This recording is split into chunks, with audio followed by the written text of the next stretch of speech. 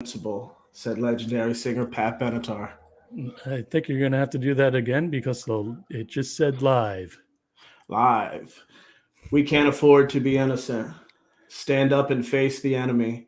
It's a do or die situation. We will be invincible, said legendary singer Pat Benatar. That is so awesome. Welcome, Joe. Welcome, everyone, to the Indie Escape, to Industry Outlaws United, IOU for short, the show that has real talk with real people. How you doing, Joe? I am excellent. Always looking forward to Friday nights again. This is awesome. Well, yeah, it's cold here in the East Coast, but hey, Sean, how's it going, brother? Hey, it's cold here too. I think it's 68. I think it's yesterday was 25, so I think got you beat a little bit there. Hey, CJ, what's going on? Oh, good. Yeah, so I just wanted to start out the show. I just wanted to pay homage really quick to a pioneer, trailblazer in the industry, the great late Sidney Poitier. He was, like I just said, a trailblazer, and he was an individual that broke barriers in cinema, and someone that just did a lot of difficult things at a time when it was difficult to be a black man in this country, but even more difficult to excel on a high level in the Hollywood system that even to this day has diversity issues. So rest in power, Mr. Poitier. There'll never be another quite like you, sir. All right. And I also want to give a shout out to another one of our fellow Indie Escape members, Steve Gray. He's been gracious to make some awesome banners last week for Courtney, this week for Tiff. And he also, if to check out more of Steve's awesome art, you can check out it at Candlelit Room on YouTube. That's Candlelit, Lit Room on YouTube. He also has a Wix.com page. Just look up Dark Art, Steve Gray, and you'll find some more of his, he has all types of amazing art. So just go check him out. And I appreciate you, Steve. And thank you for all you've done for myself and all the other Indie Escape members. Thank you, sir. Amazing talent. You're absolutely right, CJ.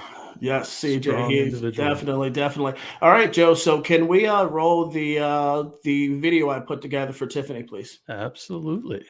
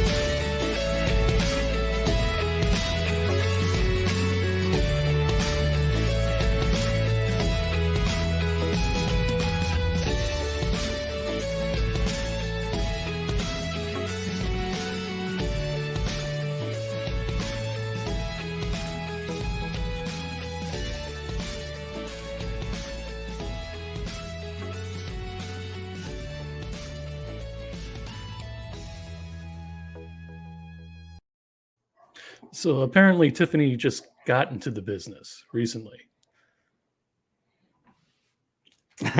Did you see the pause, or I did not was see it? the pause. Did you hear me though? No, I did not. Did not hear. Man, you may be having internet issues, brother. I don't know. It didn't pause on this end. But anyway, what I said was apparently Tiffany just got into the business. Hasn't been real long. Oh, okay. Okay, so everything played well. Okay. All right. So we're on a delay too. Wow. All right. This is going to be fun. Wow, yeah. Brandon, do me a favor, brother. Back all the way out and come back in. All right. I got you. Don't worry. All righty.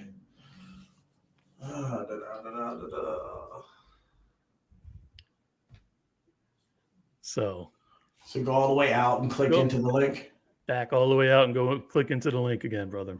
All right. And while you're doing that, guys, bye, everyone. Technical difficulties.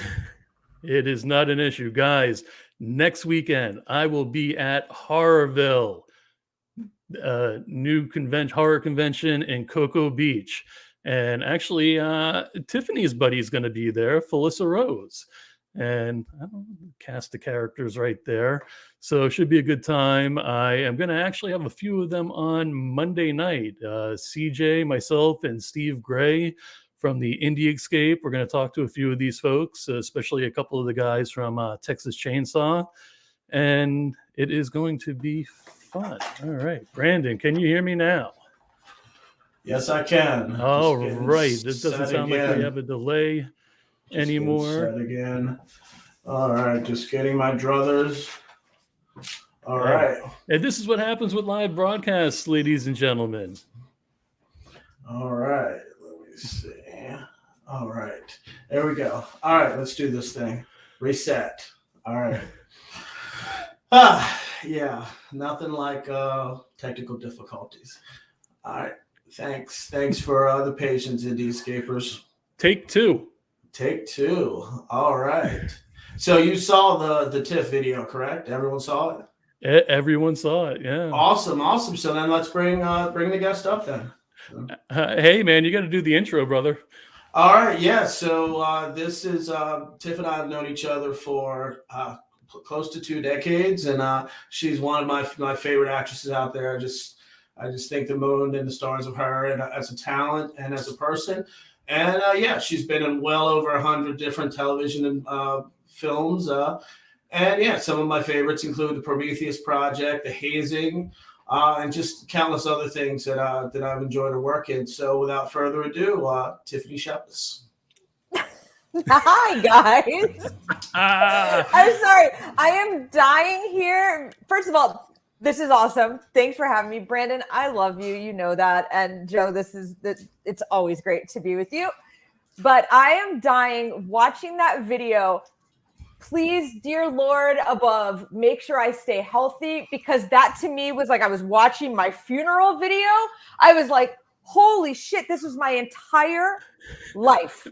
Like, and well I hope you enjoyed it at least. No, of course I did. But pictures on there that I don't even know how you found.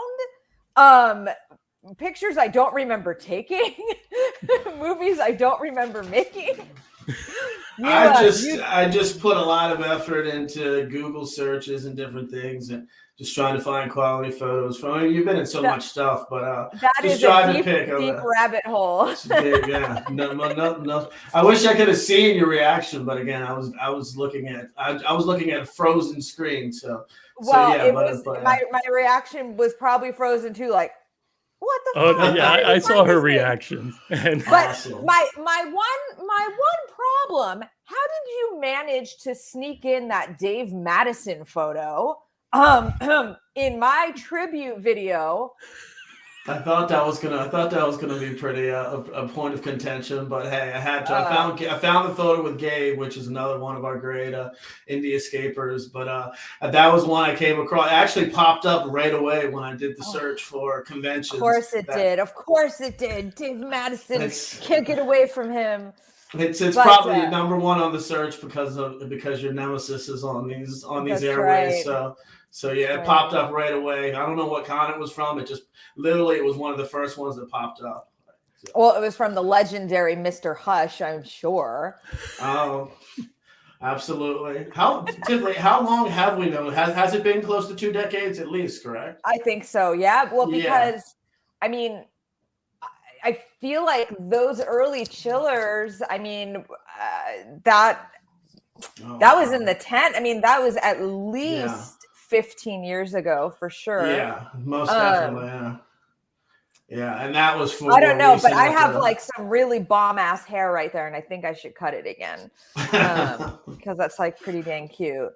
No doubt, but yeah, no it has been quite a while, and you know, not to you know, kind of inflate your ego here on your own show, but you know, there's very few people that I just remain friends with because I'm like, you know, not that I hate everybody, which I kind of hate everybody, but not just because I hate everybody, but because like we're always so busy and everybody's in different places. But you and I have managed to preserve a friendship all these years because you're like one of the few like really rad stand-up dudes who's always like kind of hustling in a cool way, like not I'm gonna like screw you over way, but like whenever you've called me for things, even ones that haven't panned out, like I know that it's that you're trying to do the cool right thing. So yeah, and that's why we haven't officially worked together yet, because I do kind of take it matters to do things the right way and a respectful way. So that's why a lot of people will kind of come. And like I said, I know what you were referring to in regards to things not working out. But again, it is a tough business, and we all know about how tough it is as far as getting capital and right. But again, if you're not going to do it the right way, then why do it? So if I'm going to cast somebody like you, that's an immense talent that I respect on screen, then for me, it's got to be a project that's worthy of it. So yeah. So I appreciate you saying that. Thank you on this show. Sure, man. For sure. So tell us first off, where were you born and raised? Oh, geez. Born and raised in New York. I was born in a place called New Rochelle, and then raised in Manhattan. And most of the people that probably are listening to this have heard my story, but I mean, it's kind of a fun one. I was just a big fan of horror films, and I was a big fan of the cheesier, the better, you know, early Corman, like early Charlie Band, early Trauma stuff. And we love to just get friends over and watch crazy horror films. And they were auditioning for a movie called Romeo and Juliet, and I cut school and I ran down there and I was like, I want to be an extra in this so bad, I'll do anything. And they asked me what my special skills were, and of course, you know, the millions I had to choose from, I had none. I was like, oh, I know jiu-jitsu, and I don't just know jiu-jitsu, I'm a black belt in jiu-jitsu. Not true. I think I mean, I was a pretty good fighter, and I did take jiu-jitsu, but it was nowhere near a black belt. And blah, blah, blah. Long story short, I auditioned and I showed off some of my moves on an intern, and I got cast, and I got cast in an actual part. I got the part of Peter, the bodyguard to the Capulet family. It was Lloyd Kaufman was directing it, and it was a script written by a guy named James Gunn, who it was his first film, and now he's got giant Guardians of the Galaxy and Suicide Squad and Peacemaker. Big giant movies. Little known guy, but I think he's doing all right now. In fairness, that kind of world of trauma from that little that period of time, so many people have come out of there and have kind of branched off to do really, really cool things in the industry. And so where a lot of like the industry back then sort of looked at indie films as like schlock and cheap and low budget, immense talent has come out of trauma. And now people looking back, like they're doing like retrospects of trauma movies and finding that like some of them were actual, you know, like social commentary kind of genius, and way before their time. So every dog has its day, and I think today is Trauma's. So when you were little growing up, did you have any other profession in mind aside from acting? Like what did young Tiff want to do before Trauma came along? To be honest, like I was so young when I ended up with Trauma that I don't know if I had that much time to really think about it. I liked medicine. I was talking to Joe a little bit about that before. I liked medicine. I think my aunt was a lawyer, and she was like one of the first females to be appointed judge. And I was like, oh, I like to argue. I'd be a great judge. I'd be a great lawyer. So I think anything that involved, like, I was always talkative. I was always like a bit of a bigger personality. So I think anything that was in that world, like, like lawyers, like, oh yeah, you can go and talk to people. Motivational speakers, I can motivate you to do anything. Oh man, Brandon sells hot dogs. He sells the best hot dogs in the whole wide world. You know what I mean? Like, I feel like I'd be like the best hype man. So you were good in school, or did you no. I was terrible in school.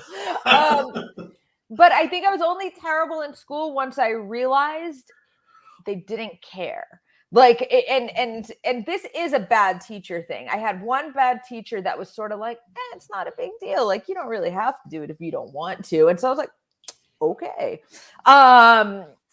And that's what they say, right? Like, a good teacher can make or break a student. And that one definitely broke me in those regards. And it is an actual life regret that I didn't you just do schooling, if that's not really the right way to say it. See, I didn't do well in school. I didn't commit myself to like my full potential at anything school related. And it is a regret because I push my kids so hard now that I feel like I push them so much harder in that, like, where, like other people like live vicariously through their kids in like stupid things like entertainment. I'm like, no, you have to be something like super smart because I didn't do that. Now you're known worldwide as a scream queen. Does that moniker ever bother you? No.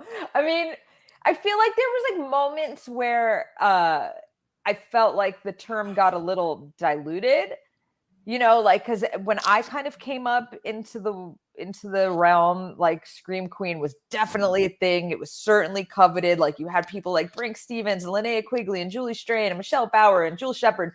And like, I looked at them and they were goddesses, right? And they still are, right? R.A.P. Julie. But like, they were goddesses, and people were so thrilled to have them in their movies. And I would watch them at conventions, and they were so cool to their fans.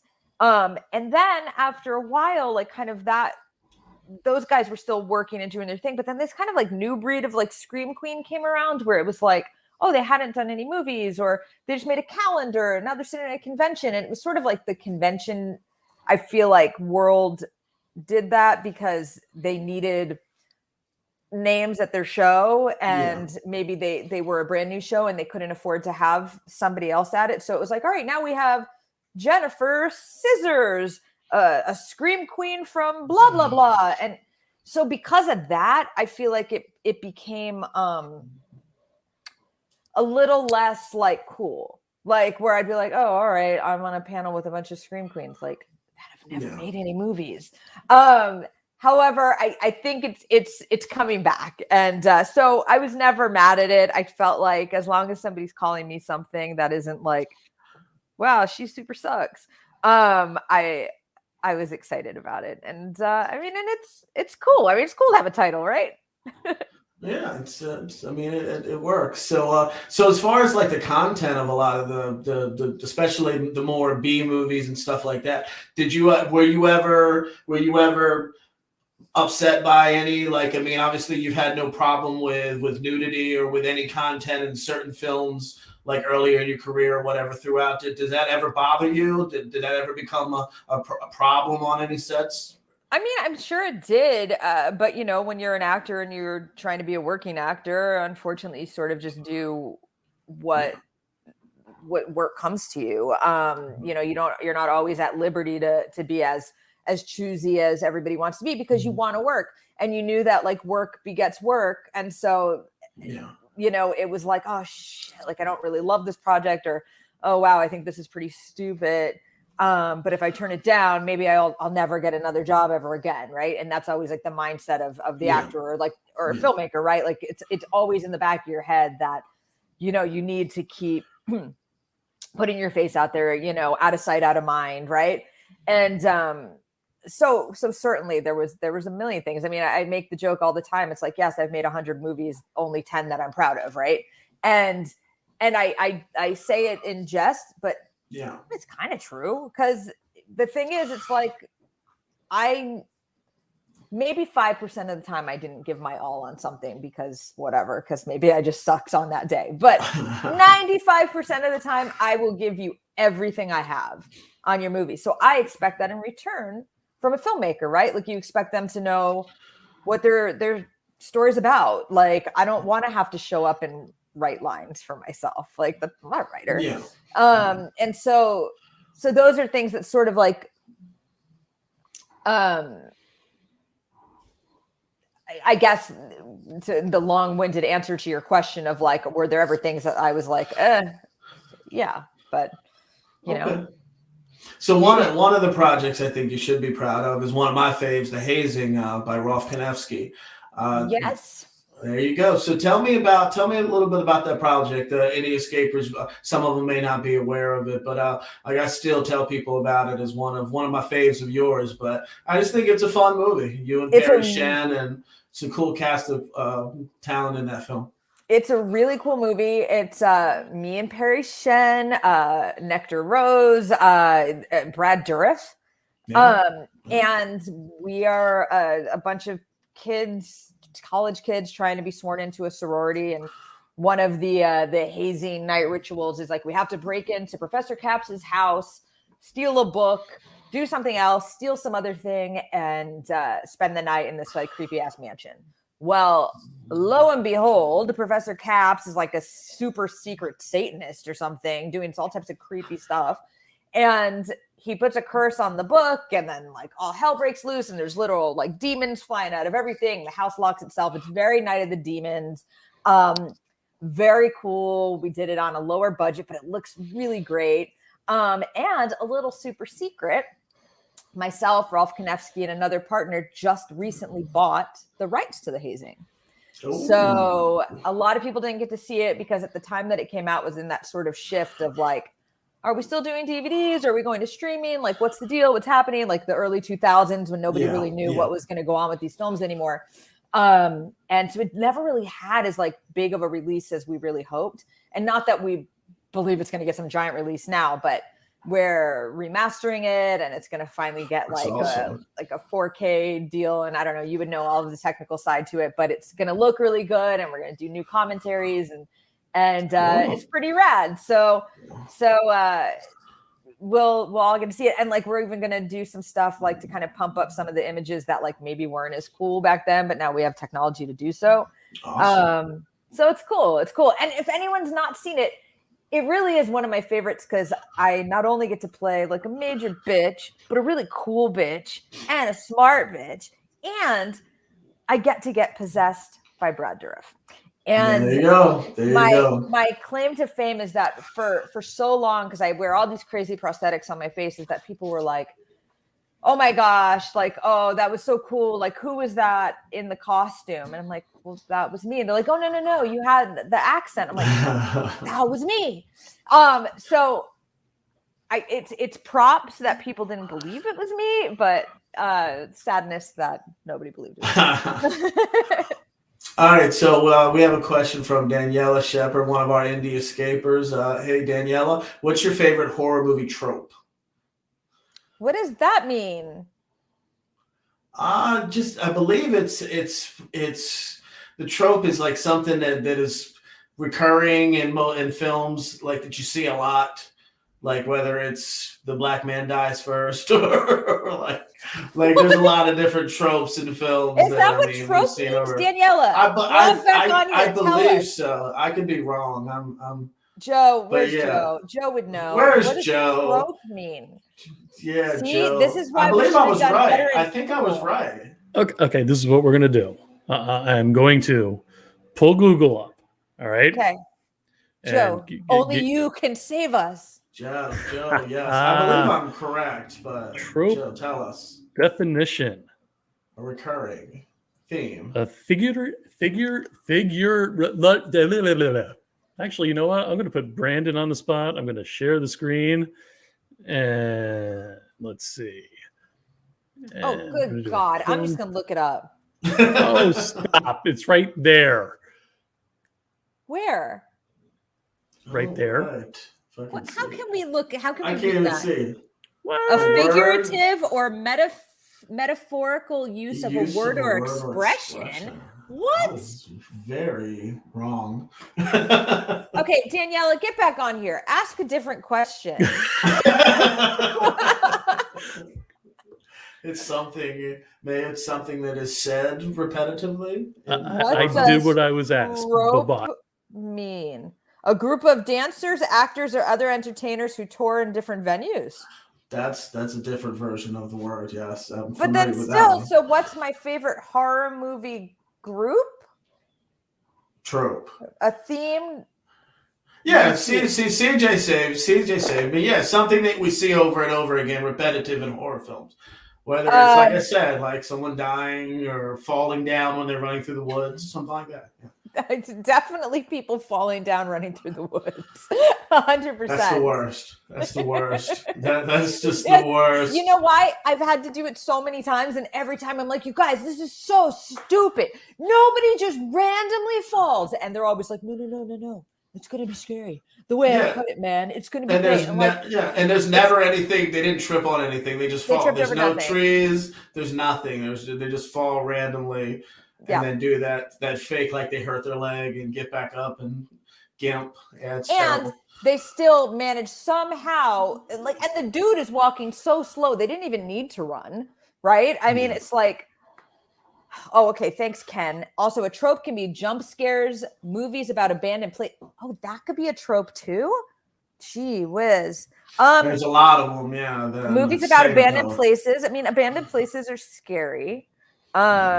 Jump scares suck, but if they're done correctly, if they're done right, I mean, if there's a cat, it's true. It seems like everything worked better back in the 70s and 80s, and then it just became repetitive in recent time.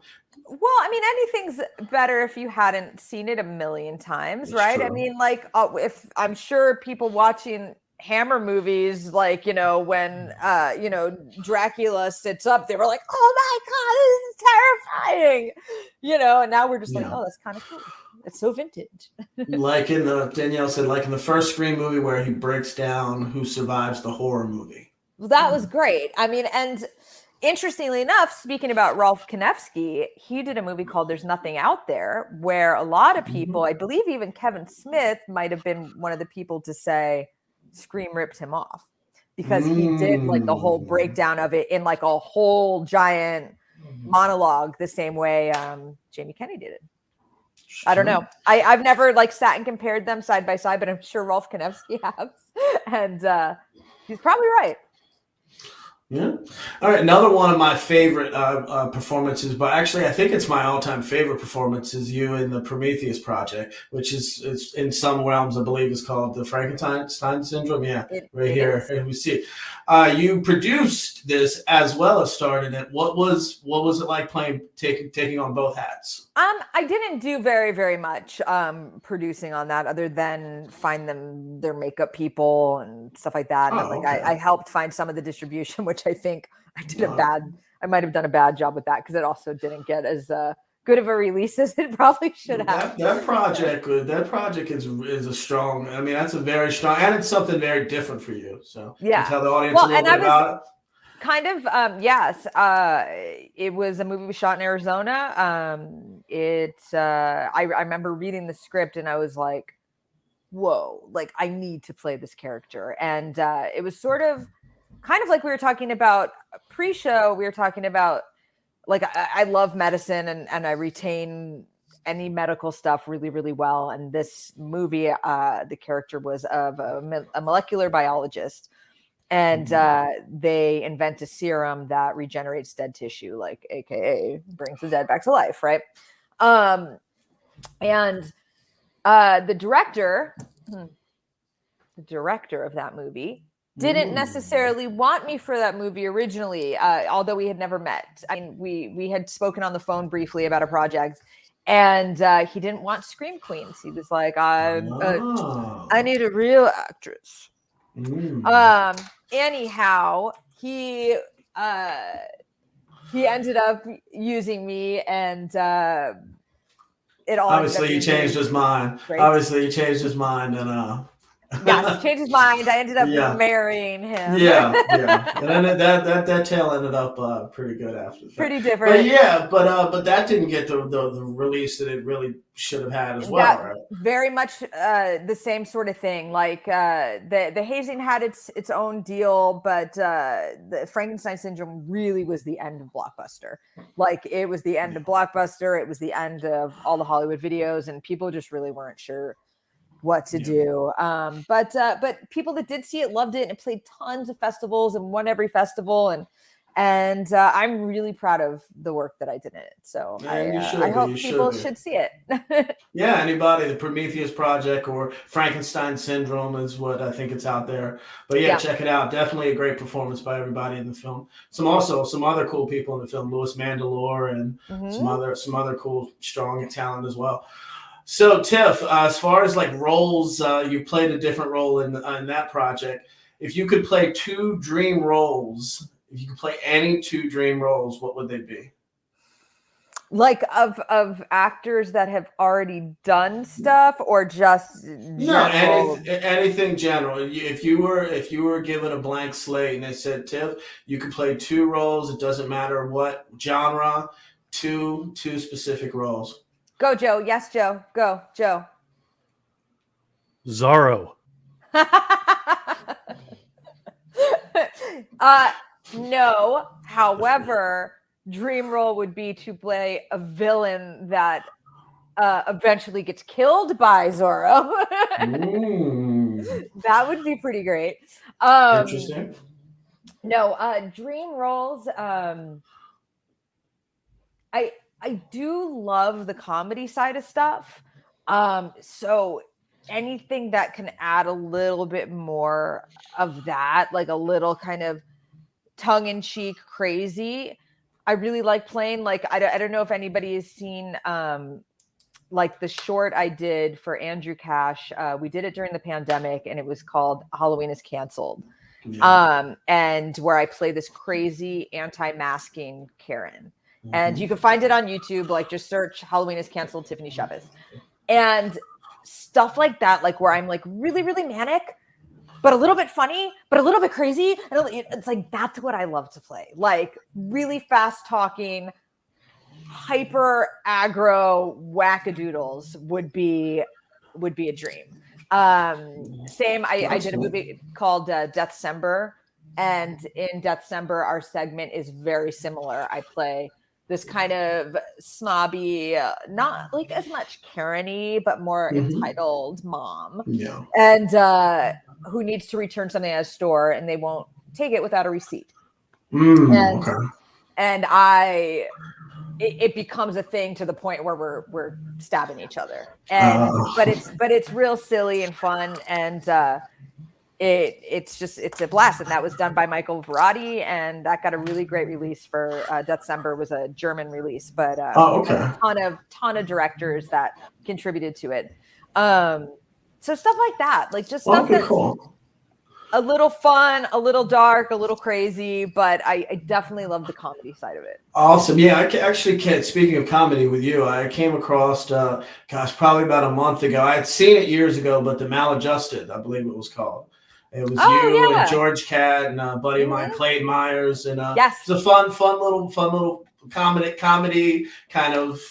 I don't like cats go out to a little shore house or something like that, and like hijinks ensue. And I'm not quite sure. Like, would that have been a comedy or more like a romantic, like It kind of had that rom-commy kind of vibe to it, yeah. So, yeah, but that was really cute. Like I like doing stuff like that. I mean, I don't know, man. Like now it's like just stuff that's a little different, is always is a lot of fun. that's cool. cool. Anything that like, I mean, I did a rap recently for Sean Keller's Killer Sounds of Halloween. I rap about Freddy, Nightmare on Elm Street, and you have to listen to it. It's like anything that's like genre based, but has a little bit of a different side to it. I'm just all about it. And like, I heard he was doing a rap. I'm like, you have to use me. You have to use me. Awesome. Yeah, I did see that rap. That was awesome. So like next question, we're going to back up a little bit. Dating in this business.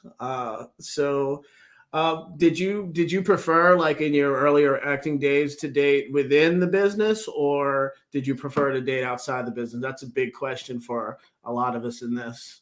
Outside of it. Kind of okay. I think outside of it, personally, although like, all right, here's the double edge. I think outside, because you're just not fighting that same battle all the time, right? Like you can still have some wins of like where, you can have this like struggling artist and life isn't going right. But then you also have like, oh, but I'm a banker and my life is totally like even keeled. And so like we kind of equal each other out, right? Yeah. So that's like the happy side of dating outside of the industry. However, how difficult is it to explain to Jan, who works at the bank, that Brandon is working till 7 a.m. 5 days in a row, then only has 12 hours off, and doesn't know when he's going to get cell reception to come back to take Jan to dinner, right? It's like you have to work in this industry, at least for a little while, to sort of even understand and wrap your head around the crazy hours, the travel, the conventions, the set family sort of vibe that comes with things, because I can't imagine a world where that's comfortable to other people. Like, so I don't know. I think I don't know, because then again, I have a marriage and we're in the same industry, but we're doing different things. Okay. Now, did you always see yourself as a mom, like especially growing up in this crazy business, or? Well, I mean, I grew up in this business as a mom. Like I did so many of my movies after I had our daughter, Mia. That's true. And I think there's definitely a way to do it. And I think being a parent has 100%, it's just like another tool in your toolbox, right? As an actor, it's like, I know what this emotion is. I know what this is. I know what this kind of love is. I know what real pain is. So, but I mean, sure, there's certainly people who are great actors and great filmmakers who are totally single and solo, and they're less tired because they don't have any kids. So, that's true.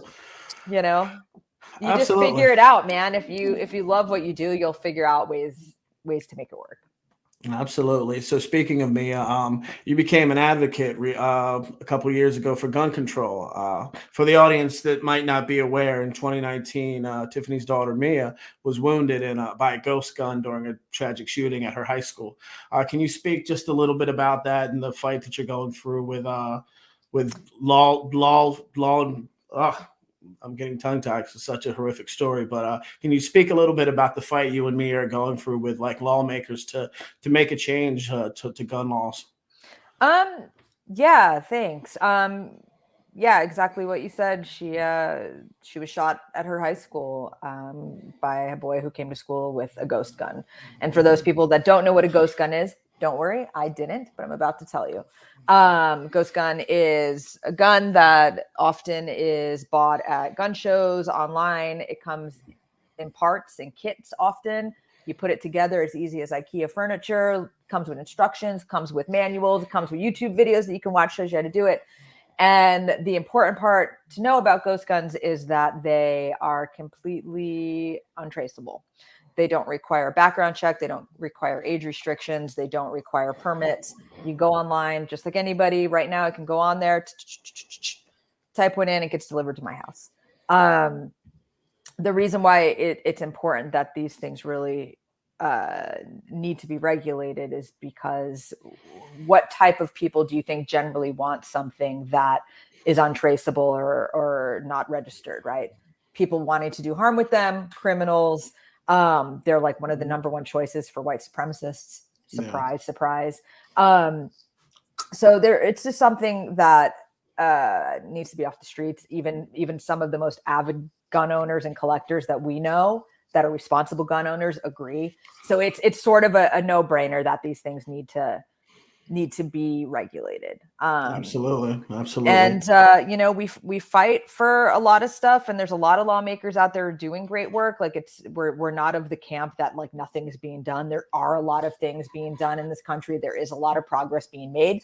For some of us that have been personally impacted by gun violence, it's not enough soon enough.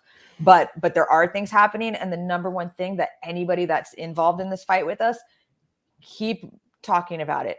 Tell your friends about it. You know what? If you have kids at home and they go to a friend's house, ask that friend's house, hey, by any chance, I know this is a weird question, bro, but do you have guns at home? And if so, are they stored properly?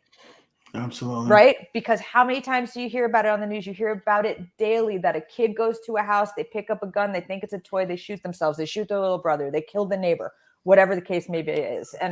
And that's something that needs to happen. So we got to regulate ghost guns, safe storage laws, better background checks, more thorough mental health evaluations. And it's a fight. And we were involved in this kind of stuff before our daughter was personally impacted, but nowhere near the extent that we are now. We're more of the people like, oh gosh, this is awful, let me write a check. Now we talk at events. We do panels about it. We show up to things. And the only thing I can encourage anyone that's a fan or a friend of mine, or if you're a person in this country that fears sending their kids to school, get involved. There are so many organizations. It's not a political thing. It's a public health crisis. And it's only a matter of time before someone that you know personally is affected by gun violence. Absolutely. Everybody out there in the indie escape world, that's a strong message there. It's true, because like the families of Gracie and Dominic, they have to live with them being gone every day just because of this senseless violence. So we should definitely to just take more heed to this and do. And a lot of the times, obviously, in this world, a lot of things are regulated by capital, which is unfortunate. But again, when lives, especially young lives, at any lives, this could be adults that kill other adults that unjustly. But again, when we're dealing with young lives and so many of these school shootings, it's just something that's senseless, and it just shouldn't happen. And again, that lawmakers don't put their foot down and step up. To me, it's ridiculous. So it's something that just has to continue to be a fight by yourself and Sean and Mia, and just, I'm sure, countless other parents around the world, and just people that aren't parents, because it affects us all when we turn on the news and we see these horrific stories. So let me tell you really fast how quickly, 8 seconds is all it took that boy to kill 2 children, Dominic and Gracie, and wound 3 others. But even aside from those 5 kids, in 8 seconds, y'all, 8 seconds, the entire community, the umbrella that happens after gun violence, the trickle down effect is something like I have never seen. And it affects children, it affects siblings, it affects teachers. It's a community at large. And that's why when I say public health crisis, it really is, because it doesn't have to be the person who necessarily got hit with a bullet. Legitimately talking to me right now, you being a friend of mine for so long, you're 1 degree away from gun violence. And a man who lost his son at Parkland, he lost his son Guak, he said it really perfectly recently in a post. He said, who in your life has to die for you to support better gun regulation? And that's just a powerful statement. Like, really, who does it have to be? Does it have to be your mom? Does it be your brother? Your little sister, your girlfriend? Because we all really should be fighting for this. So Absolutely. Yeah. We seem to live in a world where people only put their foot down when it hits home. So it really should be before then, because then it might not impact other families. So yeah, we need to promote fake violence. Exactly. And More be 100% anti real violence. Absolutely. Thank you for being open about that, Tiff. I know it can't be easy, but thank you. How's Mia doing? She's doing good. She's all right. Awesome. All right, so I'm going to lighten things up a little bit. Last week with Courtney, we played for the first time a little bit of game called it's called One Sentence or Silence. So basically, what it is, I'm going to give you a name of someone that you've worked with as a director or an actor, and either give me one sentence about them or stay silent if you think they suck. Oh shit! Okay, what if I don't remember them? Well, if you don't remember them, then you stay silent, and then maybe they think they suck, and then you have to deal with that. Okay. Great pick, Joe. I like that. Awesome. Okay. Awesome. All right. First name, Kane Hodder. Oh my God. Kane Hodder, one sentence. Damn, I have to just like the what is it called? Verbal diarrhea that people have when they have a million bad things to say about somebody. Like if I stay silent, he'll be impressed. Dude, Kane's the best. Just like Brandon, I've known Kane. Well, I've known Kane a long time, since I was like 15 years old. And we host Casualty Friday together, which, as a matter of fact, this Tuesday we are finally going to be putting out a weekly show. Awesome. So look forward to that. We're probably calling Joe to help us produce it because we're dumb. And hey, join the escape. There we go. That's awesome. I love that show. You guys are awesome. All right, we had them on at one point on, what was it, Madison's show? We had the three of you on. Yep. Yeah. That's good stuff. Yeah, you guys have great banter. That's awesome. All right, next name, Eddie Furlong.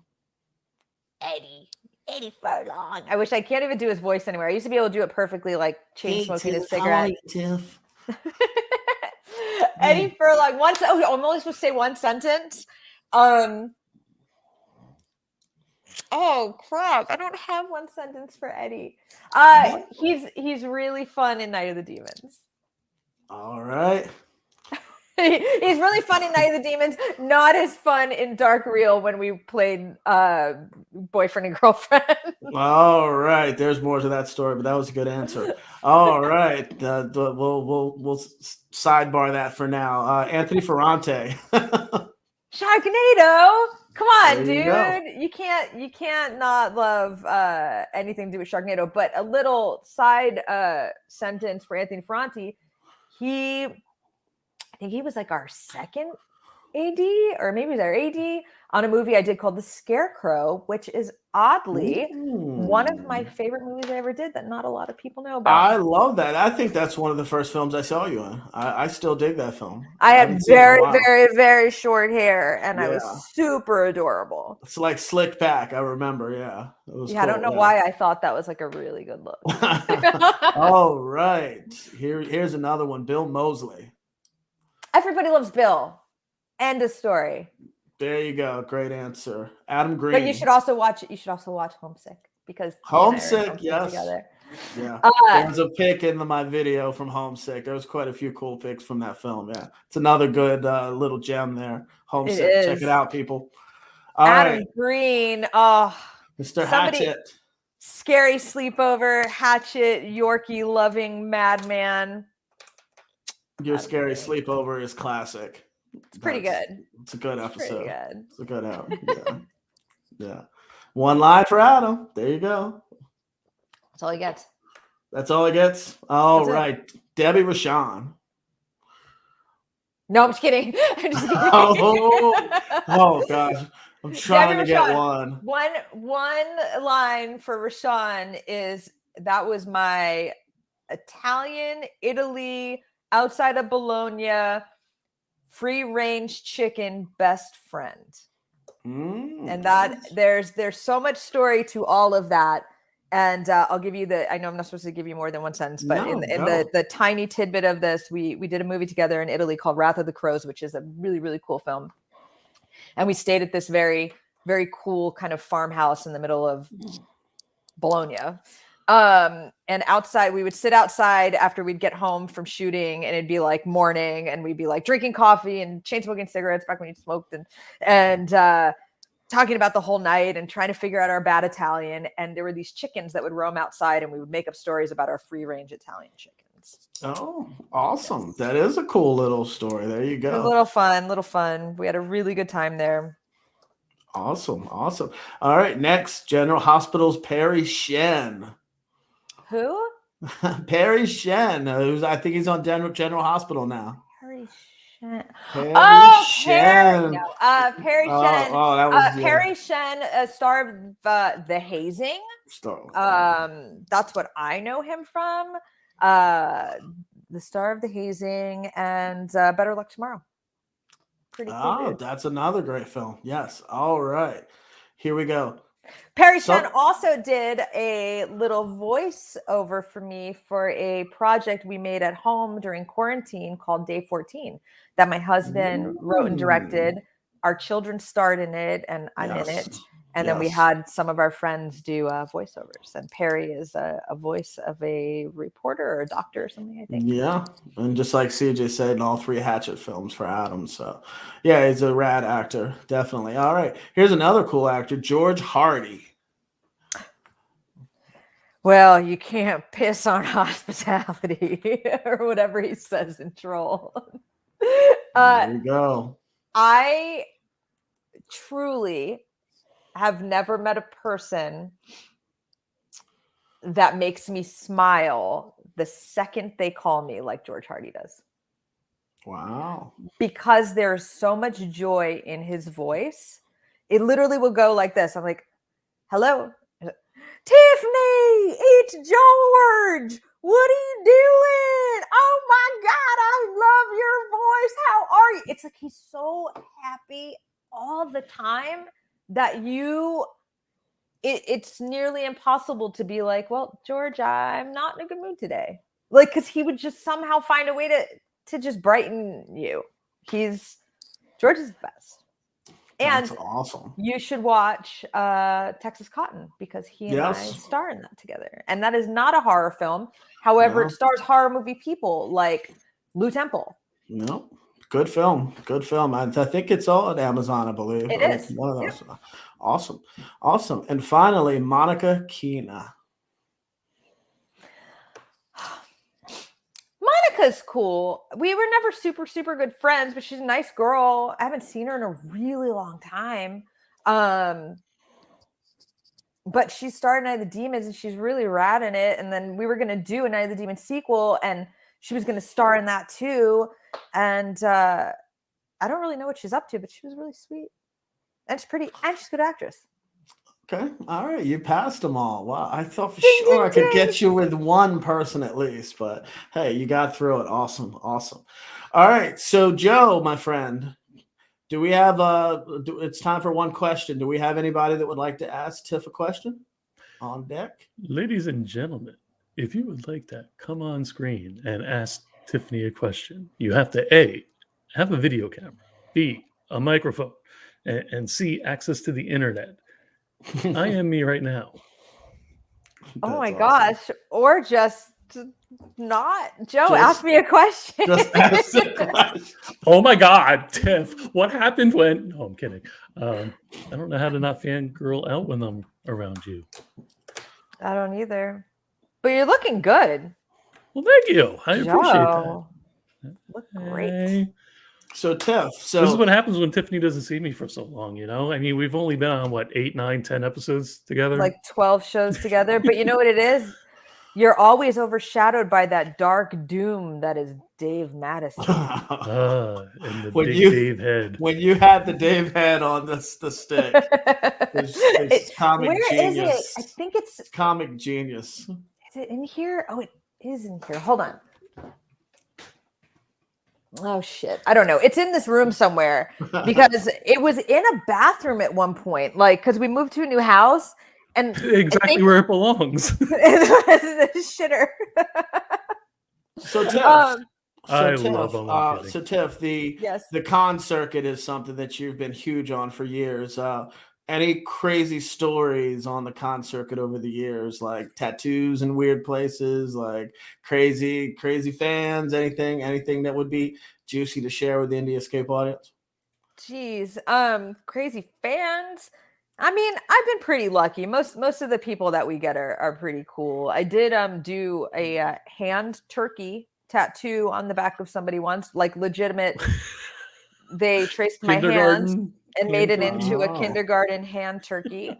And I was like, bro, you really gonna get that done? Like, you sure you want that? Like, or you positive? And they did. I've also tattooed I actually physically tattooed people before. Oh, wow. Which is not wise of those people because I'm a really bad artist in general. So I'm an even worse artist with a tattoo gun. Yeah. So yeah. So that went like that. So are you going to be so are you going to be doing any this year upcoming? I think I saw you attached to one. I think I'm doing New Jersey Horror Con. Oh yeah. Nice. I think I'm doing New Jersey Horror Con. Nice. I'm doing Motor City Nightmares, which I don't think they've announced yet, but now we have. I am doing. You heard it here first. Yes, it's always here first. I'm doing Horror Realm in Pittsburgh, which is one of my faves. And something else probably, I think, but it's tough Florida? Because what the hell, man? I don't know. Apparently, I can't get invited to like PopCon or whatever you're doing at Cocoa Beach party. Nobody invited me, Joe. Well, you should talk to Felissa. I'll talk to her. That's your casualty buddy. She's on every show. So yeah. Man, oh man. No, the truth is, guys, like honestly, so ever since like, you know, we had the trauma that happened with Mia in 2019, and then that went straight into pandemic. Like that was November, we shut down in March, and then, you know, we're still at it. Yeah. So I've had a hard time trying to like get like the feel for going back to conventions again. Cause to be honest with you, I'm kind of like, I don't want to catch your cold, dude. I don't want to catch your strep throat. I don't want to catch, like, you know what I mean? Like we are so careful of stuff that like I'm having a difficult time like jumping back into that, which I will eventually. But now you've done this, is it the same with filming? Because but you did I did read something, you did a film recently with Danielle Harris and Scout, correct? No, it was Danielle and Serena. We did a movie called Flesh, which is a lot of fun. And yeah, I mean, I'm slowly like jumping back into that stuff too. But yeah, it was the same thing. Like we took a lot of time off for our family, and you know, to be with our family, which for most people, well, us, is the most important. But yeah, we did Flesh with my girl gang, Danielle Harris and Serena Vincent. Scout was not in that one, but we do a lot of crazy, wacky photo shoots together and stuff. And then I did another little movie called Half Dead Fred with Corin Nemec. I think that's your buddy, isn't it? Yeah. But cool. Flesh is really, really cool. And I think it's going to turn out, it's a lot of fun. And like we were talking about, like wanting to do more comedic stuff. That was sort of a part that was written fairly straight. And next thing you know, like I improv some stuff and the director's like, that's great. You should go with that. And so from my character went from being like sort of like an angry professor to sort of a drunk professor / bartender. And from my understanding, it's pretty fun. So we'll see. Awesome. Very cool. So any questions? Yeah, I saw something popped up from CJ. Was that just a comment? I think he was leaving. Parker Lewis can't lose. Yes. Corin Nemec. Yeah, that's old school. Yes. Old very school. Cool. Yeah. So did you worked with Corin on that? I know the director Braun. Yes. A little bit. So yeah, it's like kind of a supernatural kind of frighteners kind of a thing, isn't it? Or dude, I'm not quite sure. Our stuff was like a separate segment that like they shot most of it in Detroit, or I think I'm sorry, Flint, Michigan. Okay. So you shot in California. We shot in California. Gotcha. You know, our stuff is I think I'm allowed to tell you this, but like I believe my place is haunted, and the guy comes there, and Corin comes there to tell me if it is or it isn't. Okay, We have cool. some We'll keep fun an little eye out stuff. for it. We'll keep an eye out for it. Awesome. And is Flesh, is that in post now, or? It is, yeah. It's in post, and it's cool. Danielle's a badass little lead, and she's pretty. She's like tough in that thing. She's super tough. And we play good friends who she plays like, I don't know, she's like my boss or something in it, and so we have a lot of fun little stuff back and forth that people dig. Awesome. Why are you smiling, Joe? You got a question? No, I'm just laughing that she's her boss. And oh, I saw her in something recently where she was like a kickboxer and she was beating up some dudes. So she's definitely a badass. So she's tough. Yeah. Yeah, and I just listened to, I don't know if you have yet, Joe or Tiff, but I listened to her and Scout's podcast a few days ago, and they're pretty raw and open about everything, which is dirty. Which is all. I mean, but it's awesome to be. I mean, there's not a lot of people that a lot of times it's kind of censored, so they definitely don't pull any punches on it. So props to them. Props to them. Definitely. And that's why, like, even your Casualty Fridays things are cool too, because like you guys just shoot from the hip. Because Kane, I've worked with Kane before. He's a straight shooter. Felissa, I've just met a couple times before, but she's very pleasant.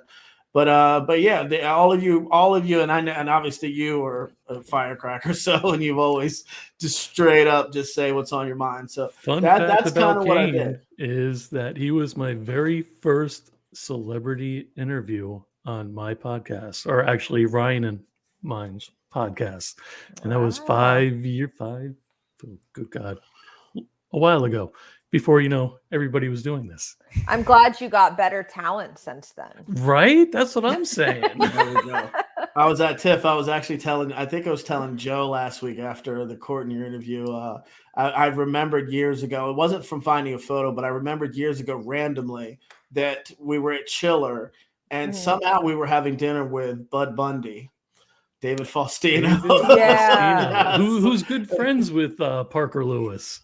Yeah, that's funny. Yeah. It was a random. It was like your mom and your brother, and randomly Bud Bundy was there. And I don't remember much else about it, but I just remember he kind of reminded me of Grandmaster B. He had a hat to the back, and he reminded me of Grandmaster B. Yeah, as much as I remember. I knew him, and so it was interesting because he was at the show, and my brother was like, "Tiff, aren't you friends with him?" I'm like, "Yeah, I know him." And he's like, "I want to interview him for my show." And at the time, my brother had a hip hop video show in Arizona. So he's like, "I want to interview him as Grandmaster B."